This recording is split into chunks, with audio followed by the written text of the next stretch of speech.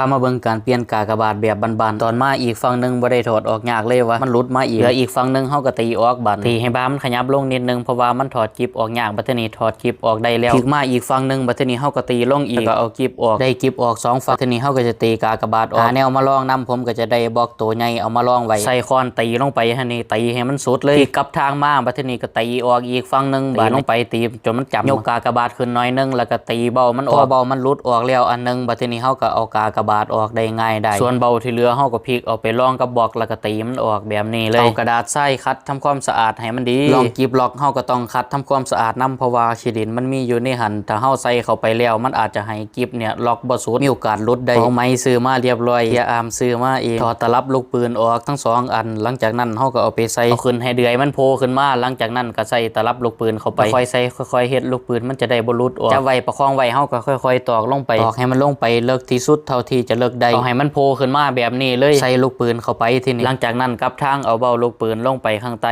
หลังจากนั้นก็ตีหัวย่อยตีขึ้นมาเรื่อยๆเลยอย่าเพิ่งตีสุดเด้อให้เอากิบล็อกใส่ซะก่อนเพื่อที่จะล็อกบามันไว้กับด้านมาแล้วเฮาก็ตีลงไปจนมันจำกิบล็อกทีนี้เฮาก็นำกิบล็อกมาใส่กิบล็อกให้เขาบาแล้วก็ตีหัวย่อยให้บาลูกปืนมาเด้งกลับขึ้นมาติดกับกิบล็อกหัวย่อยอีกฝั่งนึงมาต่อเข้ากันใส่ลูกปืนเข้าไปค่อยๆวางค่อยๆสวมเข้าไปทีนี้ก็ยกประคองซอยแล้วก็ตีบาลูกปืนลงไปหน่อยนึงแล้วก็พลิกแล้วก็ใส่ค้อนตีย่อยลงไปให้ลงไปเลยตีลงไปเรื่อยๆจนมันเข้าสุดพลิกกลับขึ้นมาตีฟังลูกปืนบัดทีนี้ตีเข้าไปจนให้มันจำเข้าให้มันลึกที่สุดนึงก็จับประคองซอยไว้นำอากาศกระบาดมันหลุดออกจากลูกปืนมันสิเฮ็ดให้ลูกปืนเข็มมันหลุดออกได้พลิกฟังกลับขึ้นมาตีให้เดือยมันโผล่แบบนี้เลยแล้วก็ใส่ลูกปืนเข้าไปทีนี้ก็พลิกฟังแล้วก็มาตีหัวย่อยตีเข้ามาเรื่อยๆจนกว่าลูกปืนมันจะขยับเข้ามาจนมันสุดฮอดตรงนี้แล้วเฮาอย่าฟาวตีเข้ามาสุดคักเด้อให้เฮาจงไว้ใส่กิบนำจังใส่กิบไงพลิกฟังกลับมาบัดทีนี้ตีลงไปจนมันสุดกิบเลยแล้วเฮาก็เอากิบมาใส่ให้มันลงล็อกดีๆใส่แล้วก็เอาค้อนตีหัวย่อยให้ลูกปืนมันเด้งกลับคืนมาชิดกับกิบส่วนบาของกิบที่มันบานออกมาฝั่งนี้มันบ่มีร่องแล้วนำเพราะว่ามันบานออกมาเกิดจากการเสียดสีของกากบาทนั่นแหละมันแตกออกนะเฮาก็ตีบามันกลับคืนลงไป